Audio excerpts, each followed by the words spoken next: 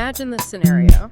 It's 2 in the morning, the house is dead quiet, but you are wide awake, standing in the harsh light of the kitchen. You're just staring at a row of amber pill bottles lined up on the counter. It's a scene a lot of caregivers know all too well, that middle of the night panic. Exactly. You're the primary caregiver for your mother. She's 75. She tested positive for COVID-19 3 days ago. But here's the thing. It isn't the fever that's scaring you right now. It isn't even the cough. It's the side effects. It's the fact that she has developed severe, uncontrollable diarrhea. She's weak. She can barely stand up to get to the bathroom. You're trying to get her to drink water, but it seems like it's just running straight through her. Which is dangerous enough on its own. I mean, dehydration in seniors is a medical emergency waiting to happen. And here's the kicker. You look at those bottles. Antibiotics, antivirals, anti-nausea meds. You're doing exactly what the doctor ordered. You're following the instructions in the letter. But instead of getting better, she's fading fast. That moment right there is the crux of what we're talking about today. Because in that specific scenario, the medication, the very thing that's supposed to save her, might actually be the thing putting her life in immediate danger. Welcome back to the deep dive. Today we're doing something a little different. We aren't just summarizing an article, we're analyzing a specific set of urgent medical advocacy guides. These are basically a toolkit for becoming what's called a senior medical advocate. This is such a vital skill set. It's about shifting your mindset from being a passive recipient of care. Just taking the pills because a white coat said so to being an active safety check. Because the patient profile we're looking at today, 75 female, COVID positive, severe diarrhea, is walking a tightrope. She is. And the sources we're looking at highlight a core conflict in modern medicine. You have the virus, which is the enemy, but then you have the treatment side effects. And for a senior, the dehydration from the side effects can actually be more lethal and faster acting than the virus itself. That is a heavy concept. We usually think treat the virus at all costs. So today we're going to unpack this medical minefield. We have 3 main pillars to get through. First, we're going to look at what the guides call the diarrhea storm, caused by a specific drug cocktail. Then we'll move to the hidden danger of silent pneumonia and why the standard just-in-case antibiotics might actually be a trap. And finally, we'll navigate the complex world of antivirals and drug interactions that can, well, literally stop a heart. It sounds intense, but by the end of this, you'll know exactly what questions to ask. Let's dive in.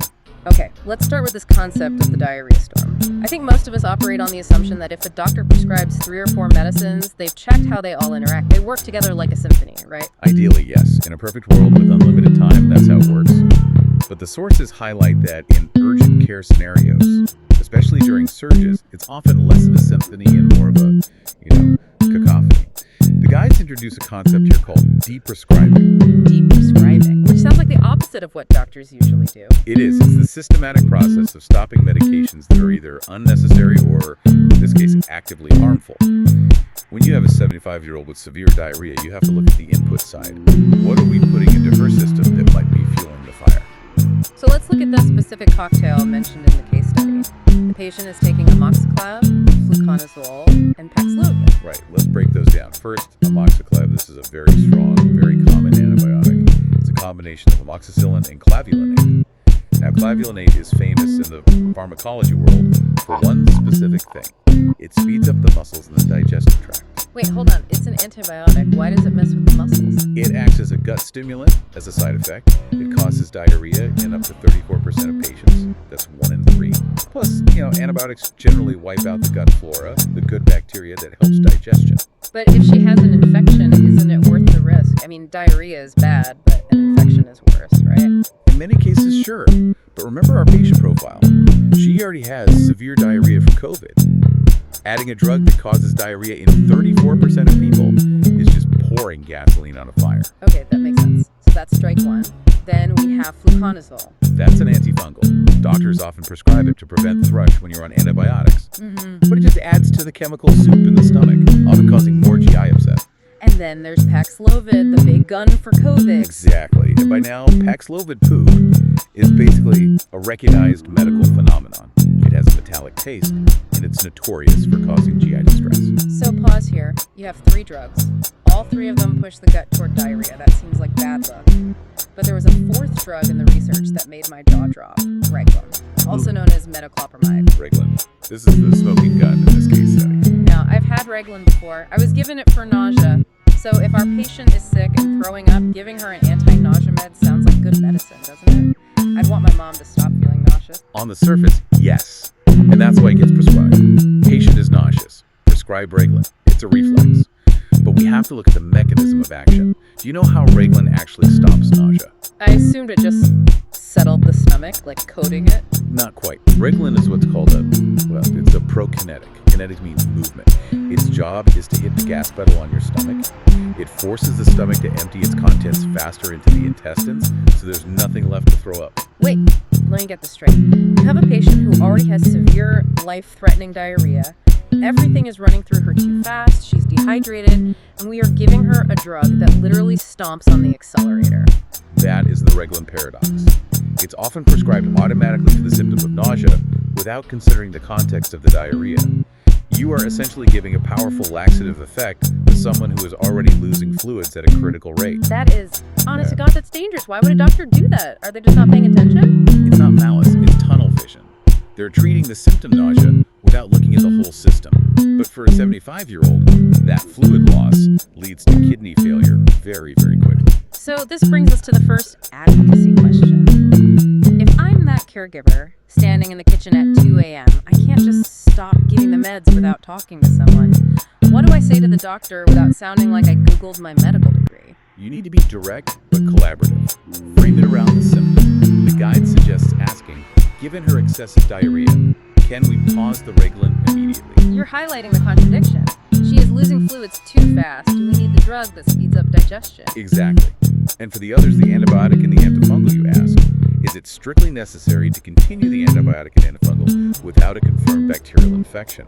You have to ask the doctor to justify the chemical soup. Which is a perfect segue to pillar 2, the hidden danger. We're talking about pneumonia. Right. Now this is tricky, and this is where caregivers often get nervous. The patient has COVID-19. COVID causes pneumonia. So naturally the logic is pneumonia. She needs antibiotics. My mom has pneumonia. Give her the stuff that kills pneumonia.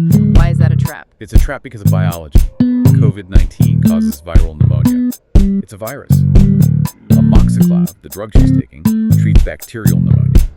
Antibiotics are like a key that only fits a specific lock. They do absolutely nothing against a virus. Zero efficacy against the virus itself. It's like taking an aspirin for a broken leg. It might do something else, but it won't fix the bone. But doctors aren't stupid. They know COVID is a virus. Why do they prescribe the antibiotics then? Is it just defensive medicine? That is exactly it. They're worried about a secondary infection. The logic is the virus weakens the lungs and then the bacteria move in and set up shop. It's a valid fear. But in an advocacy role, especially when the side effects, the diarrhea, are this severe, just in case isn't good enough. Because the antibiotic is destroying the gut flora, which she needs right now. Exactly. And when you wipe out that good bacteria, you open the door for things like C. diff, a nasty bacterial infection that causes severe colitis. So by treating a phantom bacterial pneumonia, you might be causing a very real, very dangerous gut infection. So we shouldn't be guessing. How do we prove it? What are the strictly necessary diagnostics the guide talks about? There are two main tools, and you should ask for them. First, the chest x-ray. It turns out viral pneumonia looks physically different than bacterial pneumonia inside the lungs. How so? I thought pneumonia was just fluid in the lungs. It is, but the pattern matters. Viral pneumonia usually looks like ground glass, kind of hazy, diffuse patches on both sides of the lungs. It looks like a fog. Yeah. Bacterial pneumonia often looks like consolidation. A solid, dense white blob, usually in just one area, looks like a cloud. So you can literally see the difference. It's not a guess. Often, yes. And secondly, blood work. Tests like procalcitonin. If procalcitonin is low, it's almost certainly viral. If it's high, it's bacterial. Okay, so we have tools. Now, the guide also mentioned something called silent pneumonia or silent hypoxia. This scared me a bit. What is that? This is a hallmark of COVID in the elderly. Usually if your oxygen drops, your brain screams panic, you gasp for air because your body senses carbon dioxide building up. But with COVID, sometimes the oxygen levels drop dangerously low below 92, even into the 80s. But the carbon dioxide levels don't rise as fast. So the alarm bell doesn't ring. Yeah, exactly. The patient doesn't feel short of breath. They might just seem a little confused or tired. This is happy hypoxia. That's terrifying. They're suffocating, but they don't know it. Correct. And that is why the pulse oximeter, that little clip you put on the finger, is non-negotiable. You cannot trust your eyes. You need the number. So the advocacy move here isn't just stop the drugs, it's prove she needs them. Precisely. The question to the doctor is, can we confirm she has bacterial pneumonia via X-ray before continuing antibiotics that are causing severe dehydration? You're asking for data to back up the treatment plan. I love that distinction. You aren't arguing opinion, you're asking for data. And you're prioritizing the immediate threat. If the dehydration kills her kidneys in 24 hours, it doesn't matter if we treated a potential bacterial infection that might happen next week. Triage means dealing with the wolf at the door. Right, triage. Okay, let's move to pillar 3. We've talked about stopping the bad stuff. But she still has COVID. We need to eliminate the virus. We do. And for a 75-year-old, we usually want an antiviral to prevent severe disease. And the big name, the one everyone knows, is Paxlovid. Paxlovid is very effective. It saves lives. But it comes with a massive asterisk. It is a CYP3A inhibitor. Whoa, okay, CYP3A. That sounds like a droid from Star Wars. Break that down for us in plain English. Why should a caregiver care about an acronym? Think of your liver as a busy highway where drugs get broken down and cleared out of your body. CYP3A is one of the main toll booths on that highway. A huge number of medications have to pass through that toll booth to get metabolized and leave the system. Okay, so they pay the toll and leave. Exactly. But Paxlovid basically nails that toll booth shut. It closes the lane. So the traffic stops. The traffic stops. And if the patient is taking other drugs that need to go through that toll booth, they can't leave. They start piling up in the blood. They can reach toxic levels very fast. And what kind of drugs use this toll booth? Are we talking rare stuff? No, we are talking about the very drugs a 75-year-old is likely taking. Statins for cholesterol, blood thinners, heart medications, benzodiazepines for anxiety or sleep. So if you take a blood thinner and you take Paxlovid, suddenly you have way too much blood thinner in your system. Precisely. You risk uncontrolled bleeding. If you're on a statin, you risk rhabdomyolysis, severe muscle breakdown that destroys the kidneys. It's not just a side effect, it's an overdose caused by the interaction. So the prescribe and forget approach here is lethal. If a doctor just calls in Paxlovid without looking at her other meds, that is a massive red flag. But can't we just stop the other meds for a few days? Like skip the cholesterol pill? Sometimes, yes. That is a valid strategy. But you need a plan for it. You can't just guess. And for some heart meds or blood thinners, stopping them abruptly is also dangerous. So what are the alternatives? If Paxlovid is causing a traffic jam, or if it's contributing to the Paxlovid poop we mentioned earlier, do we just give up and hope the immune system fights it off? No. This is where knowing your options matters. There's remdesivir. Remdesivir, that's the IV one, right? Yeah. It's an infusion, usually for 3 consecutive days. The benefit, it bypasses the gut entirely, no diarrhea. And it interacts with far fewer medications because it doesn't shut down that liver toll booth. So for our patient-nauseous, severe diarrhea on heart meds, remdesivir sounds like the winner. It often is the gut-sparing choice. There's also molnupiravir, which is a pill. It's statistically a bit less effective than Paxlovid, but it is much safer interaction-wise. So the question for the doctor is, have we reviewed her maintenance medications for interactions? And is she eligible for 5-year remdesivir to spare her gut? Exactly. You are offering a solution that solves the viral problem without worsening the dehydration problem. It's strategic. I feel like we're building a battle plan here. That's exactly what it is. You are the general in the home. Okay, General. Let's shift gears. We've had the conversation with the doctor. We've de-prescribed the Reglan. We're waiting for the new plan. But we are back at home.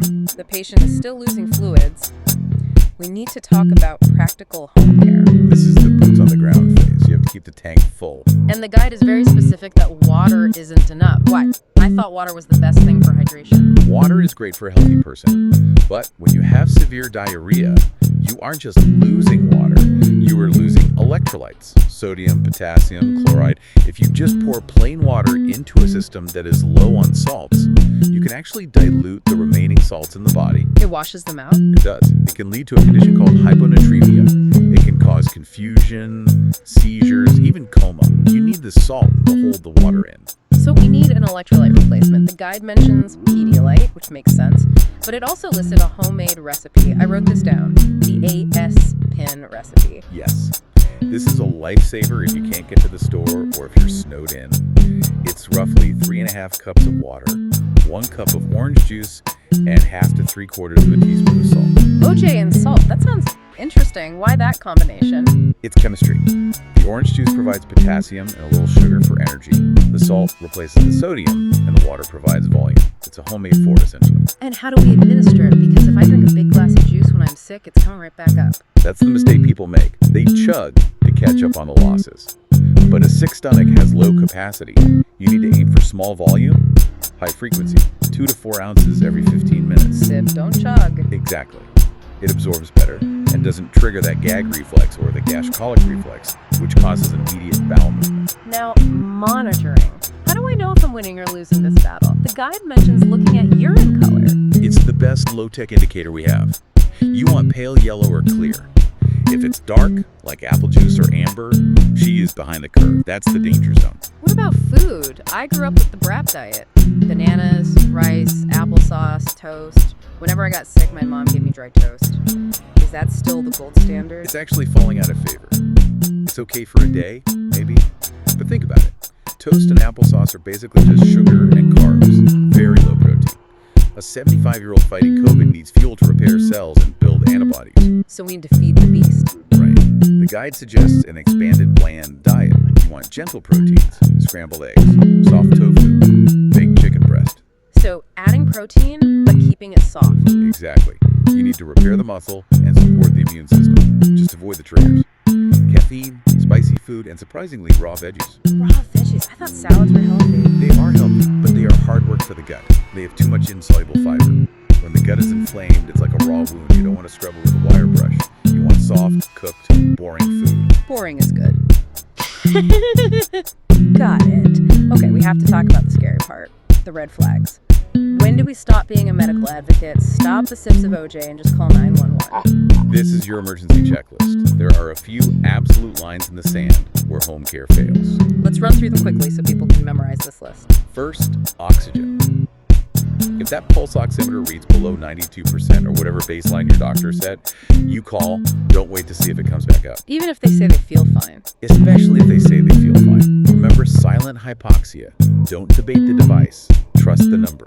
Next. Confusion, sudden disorientation. If she doesn't know where she is or she can't stay awake to answer a question. What does that tell us physically? That implies the brain isn't getting oxygen, where the dehydration has thrown off her electrolytes so badly her brain is misfiring. Physical signs. Blue lips or fingertips, cyanosis. That means the blood isn't carrying oxygen. That's critical.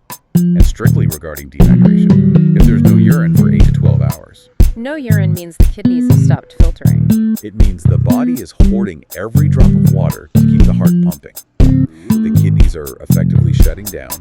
You need IV fluids immediately. You cannot fix that with sips of orange juice. And fainting. If she cannot stand up or faints when she tries, her blood pressure is too low. That is an immediate 911 call. So let's pull this all together. We've covered a lot of ground. We've talked about the diarrhea storm caused by the wrong drugs, the pneumonia trap of unnecessary antibiotics, Paxlovid interaction, and the home care protocols. What does this all mean for someone listening? It means that in modern medicine, especially for seniors, more isn't always better. It feels like we are taught that if we leave the doctor's office without a prescription, we didn't get good care. Exactly. We view the prescription as the solution. But the medical system is overwhelmed. Doctors are moving fast. They might see pneumonia and click antibiotic out of habit. They might see nausea and click Reglan. And our responsibility is to pause that click. Your job is to ask the 3 golden questions. 1. Can we deprescribe the Reglan and the antibiotic if there's no confirmed bacterial infection? 2. Can we prove it's bacteria via X-ray before we risk the dehydration? 3. Are the antivirals compatible with her heart meds? Those 3 questions shift the power dynamic completely. It takes you from helplessness to being an active part of the safety team. And honestly, it saves lives. We often think of medical advocacy as fighting for treatment. Give her the drug. But for the elderly, true advocacy is often fighting against unnecessary treatment. That's a powerful thought. It's the discipline of subtraction. Removing the friction so the body can actually heal. I think that's something that sticks with you. In a culture that says take a pill for everything, sometimes the bravest thing you can say is stop. Couldn't have said it better myself. Well, that wraps up this deep dive into senior medical advocacy. It's heavy stuff, but hopefully you feel a little more armed with knowledge than you did 20 minutes ago. Absolutely. Knowledge is safe.